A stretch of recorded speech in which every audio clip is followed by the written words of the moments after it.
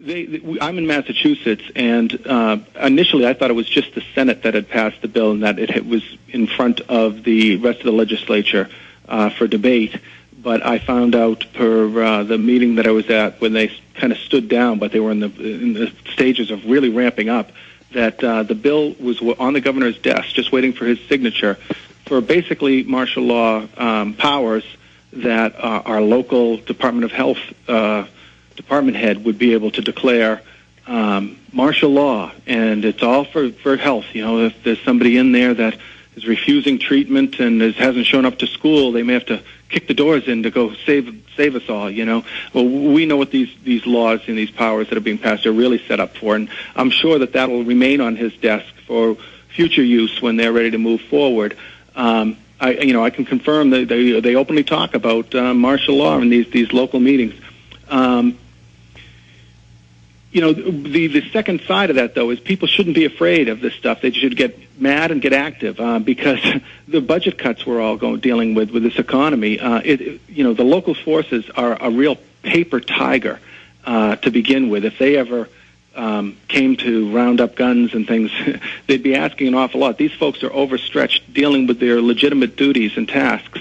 And also, the most local law enforcement will come over to our side. You go to an Oath Keepers meeting, and people are waking up in our law enforcement and the military. They know what's going on, and they're really on our side. They have to keep their job, keep their pension, keep their families going. Like all of us, we're running along as if everything's normal while the wheels are still on the wagon, but we know the bolts have been removed, and it's not going to go on like that forever. So take action, get active, and we can swing this thing around. Be positive, be not afraid, be outspoken. The large numbers, we're in the majority. Don't let them fool you into thinking you're out there by yourself.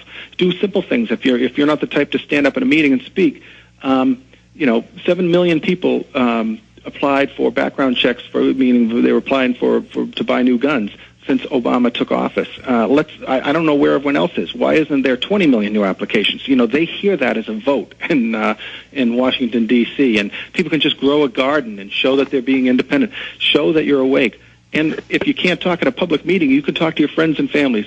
Get the Obama reception, get it out there. I did that for Easter get-togethers. I'm a converted former liberal Democrat. Big government's not being used to help each other and help our fellow citizens anymore. No, it's not used to be empowering. It's used to enslave, and I couldn't agree with you more, and I love the fact that you're showing this at Easter dinner, because I always tell people, hey, the family's around. This is the perfect time to throw in a DVD that matters to try to wake up the ones that you care about the most. I thank you for the call, Kevin. And really, Mark, this guy is speaking to what we can do as individuals, and you've had a huge success on YouTube and your actions. What's in the future for Mark Dice? Well, I just want to continue down the path, and I also want to encourage other people to do what I do, because I showed everybody how easy it was to call into these talk shows. And like I was talking about before the other break, when I first started doing this, and if you're first new to this kind of material, you start wondering, you might look up to Sean Hannity and Glenn Beck, and you start thinking, man, maybe the Illuminati and the Bilderberg Group, the Bohemian Grove are so secret that these guys just don't know about it. So that was a possibility. And I have now completely debunked that just by calling into them and addressing these issues, even in a moderate way, and showing that not only do they know about it, but they won't talk about it, they ridicule me, and even your more supposed independent hosts like Michael Savage. You can find a clip on YouTube of me calling him, asking him about the Bilderberg Group, and he doesn't want to talk about it, doesn't think it's important. And when I really got into calling into these shows years ago, I would be on hold to call in, and I would hear somebody else before me hammer Sean Hannity or Michael Savage about a similar issue. And by doing that, you're speaking to millions of people who can then just go and Google the Bilderberg Group, the Bohemian Grove, and that's what we need to do. We need to expose these people. I have some publicity campaigns that I'm trying to get out to, again, get into the mainstream press. People may know that I've had some fairly good success with what's called culture jamming, is using the mainstream media against itself to get out our message. And so I have some ideas that I've been trying to do to continue down that path. And I just want to commend everybody for speaking out. And I mean, I remember years ago when talking about 9/11 being an inside job was dangerous and scary. And so It's people like the listeners and people like Jason and Alex that have made a climate so that it's easier and safe for us to talk about it, and we just need to continue down that path.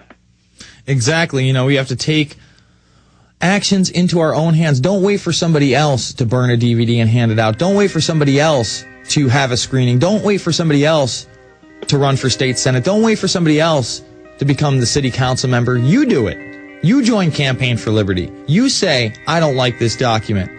You call DHS. The power's in your hands. It's the Alex Jones Show. We'll be back after this with Mark Dice. PrisonPlanet.tv, Infowars.com.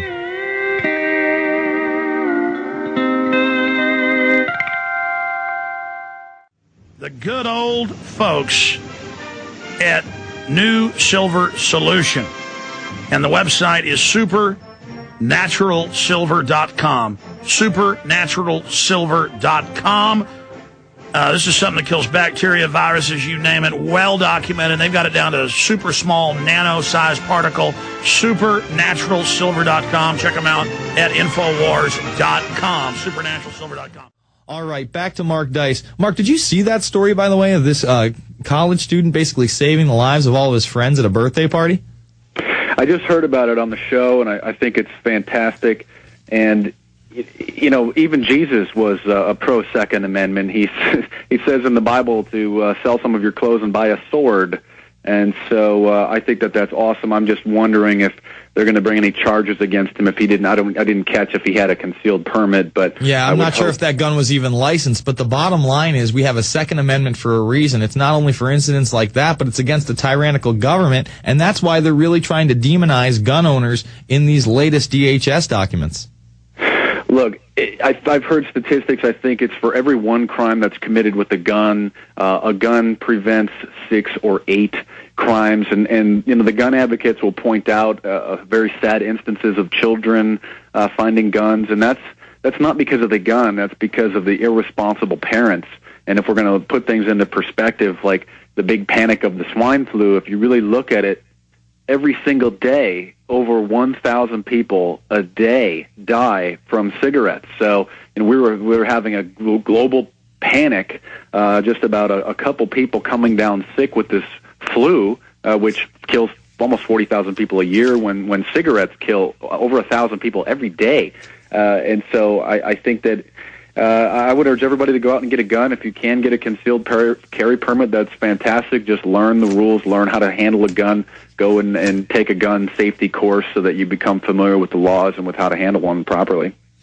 You brought up Michael Savage and his unwillingness to talk about the Bilderberg Group. What's your take on the fact that he's been banned from the UK along with 9 other public names, Fred Phelps being one of them, and then, actual Aryan white supremacist people. But then they also have 6 names that they're not listing. What is your take on this? I think it's pretty sad because I don't think Michael Savage has advocated any sort of violence. I guess I have heard him make a couple references that we should turn the Middle East into a parking lot and nuke it, which is completely the wrong attitude and very irresponsible for him to say. But I don't think that he is necessarily urging violence, and it's very bizarre to have him added to this list of really terrorists and dangerous radicals. I think that maybe whoever it was that put him on that list just had a personal vendetta against him, possibly for maybe their sexual orientation or some other instance that Michael Savage has mentioned that really struck a personal chord with them. But I think it's dangerous. When I first heard about it, I thought his show was banned. I thought, they're just saying he's not going to be played on the airwaves. But then when I read the article, it said that he personally is not allowed to go there. I don't know what's worse, though, because at first I thought that same thing. So they can still listen to him, but he can't go to the country. I almost think it's worse if they ban the radio show. But banning him personally. Are they going to ban you because of a post that you put on your MySpace page or on your website? Well, according to the Cyberbullying Act, if that gets through, this isn't even the Cybersecurity Act. Have you seen this Cyberbullying Act yet? I've heard bits of it, and it's very scary. Oh, my God. Well, let me just read you a section in the final moments here with Mark Dice. MarkDice.com is the website. Electronic communications provide anonymity to the perpetrator and the potential for widespread public distribution, potentially making them severely dangerous and cruel to youth. What about this Twitter where people actually believed that the swine flu had mutated into a zombie-like virus. That speaks to the ignorance of people, not to us being cruel to the youth, but they will use anything they can to try to restrict the internet, because that is where the alternative media and the patriot community, the pro-Constitution and Bill of Rights people, are having the greatest effect, Mark. Look, when I first heard Alex report the Mayak report, I actually thought that he was taken in by a hoax. I thought, there's no way that this could be true. I thought somebody printed the document, and sure enough, I should have given Alex and you guys more credit. You checked the sources. It's legitimate. They're really ramping up the propaganda against us, and we just need to keep it up in turn, getting out the word. That's right. We need to return the force even greater than what they're pushing against us. Mark Dice, author of The Illuminati, Facts and Fiction. We'll be back.